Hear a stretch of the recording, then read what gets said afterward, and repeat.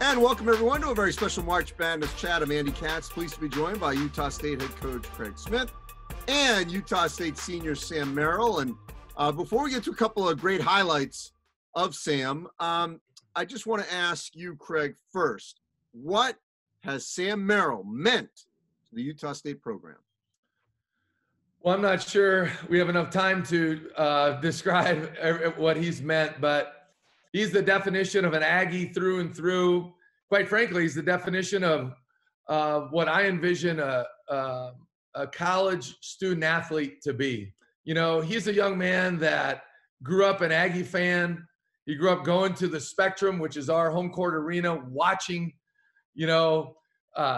Aggie basketball games. And we have a rich tradition of excellence in men's basketball. And I'll never forget my first meeting when we got hired just over 2 years ago. And he had all kinds of options. He could have went about anywhere in the country. And he said, I want to bring the Spectrum magic back. And he's one of those guys that doesn't just talk the talk, he walks the walk.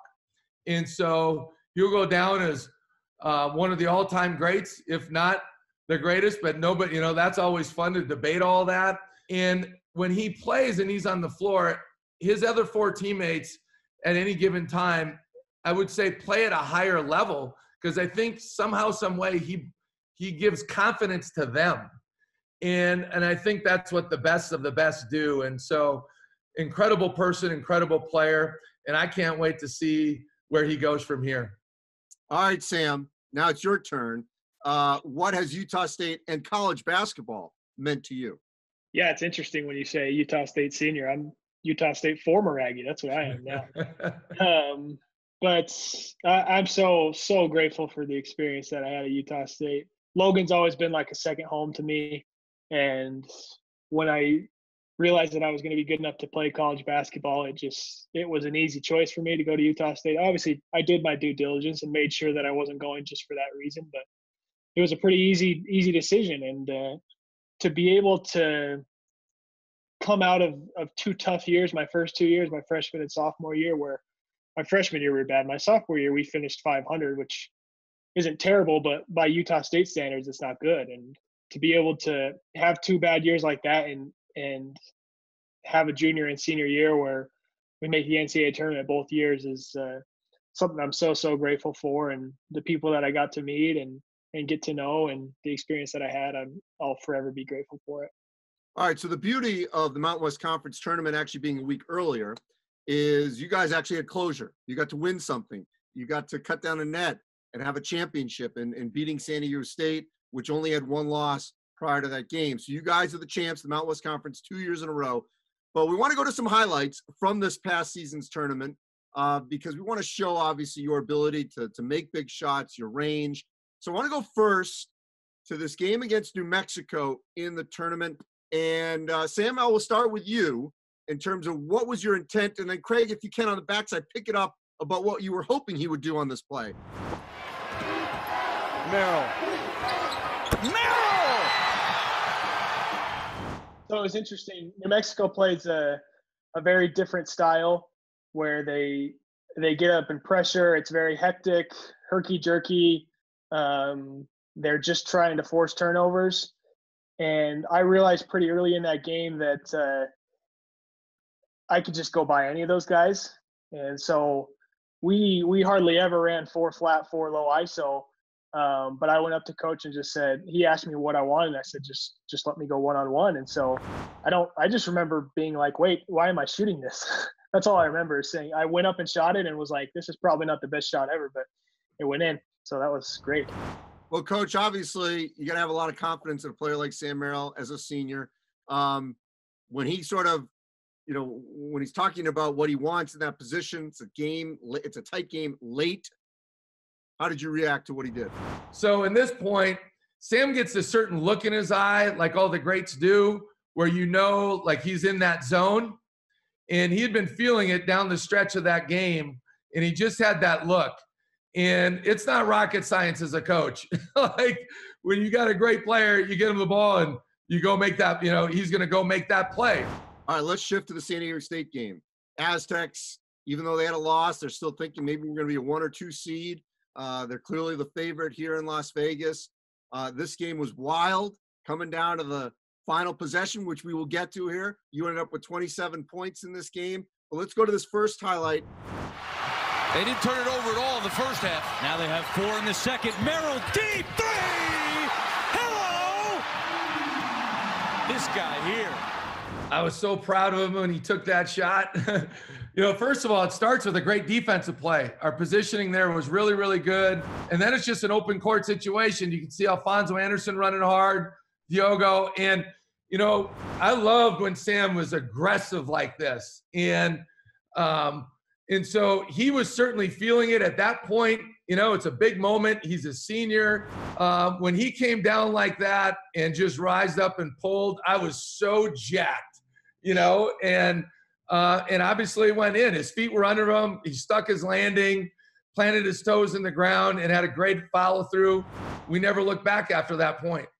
Hey, Sam, look, I know it's your rival, but that is Jimmer-esque right there. Just coming right down, just a few feet beyond the midcourt line, and you're just jacking it up. I mean, Jimmer's obviously older than you are, but, you know, how much can that play remind all of us of what Jimmer used to do at BYU? That's actually funny. I've had a lot of people tell me that. And the crowd reaction is similar to how those BYU fans, you know, BYU has a huge fan base, and they would always travel well down there. That's kind of how they would explode as well. And I changed up my shot selection a little bit this last year, but I had never taken a shot like that. All right, we got to go to the last one. There's no better way to cap a career. You know, obviously we all wanted the tournament, but this is the way you ended your career.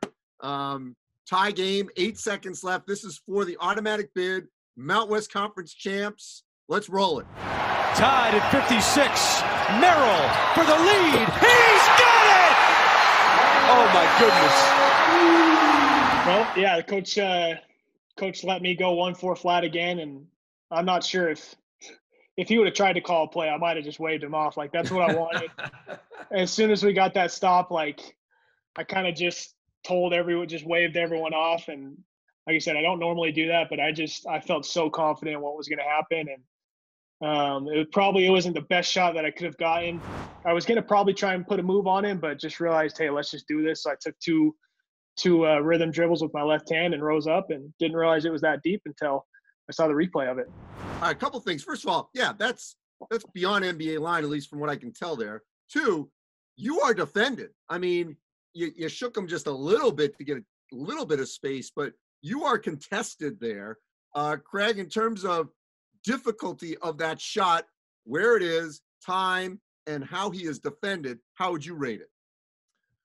I mean, it's a very, very difficult shot, but that was a big area that he worked incredibly hard on over the offseason, was being a better shooter off the bounce.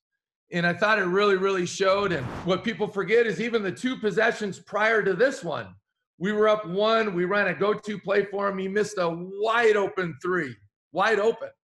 A lot of guys would have hung their head and thought, what if? But not Sam. Sam's ready for the next opportunity and has ultimate belief in himself. But you know how you get that belief? You put the time in, and he's earned that right. And I don't think anybody that's an Aggie fan, a Utah State fan, or one of his teammates, none of us had any doubt that ball was going through the hole. So I alluded to this at the beginning, just to put a bow on this. The fact that was your last made bucket, we didn't know at the time, but how much closure is there for you that that's the way you ended your Utah State college basketball career? Yeah, in hindsight, that's almost the perfect way, obviously, and we as a team wish that we could have had another opportunity to play in that tournament, but you think and feel for all the teams that didn't get an opportunity to even finish their season or finish the conference tournament. And a couple games got canceled mid-game. Like that's super tough. So as a team and me personally, just very, very grateful that we were able to finish it out that way. Well, Craig Smith, I appreciate obviously your time here. What a couple of years you guys had together, actually all 4 years, obviously, but it's certainly the last couple coaching Sam at Utah State. I know Utah State's going to continue being a major factor in the Mountain West Conference. And Sam, thank you again for providing all of us these great memories at March Madness. Stay safe, everyone. And I know we'll be talking soon. Thank you.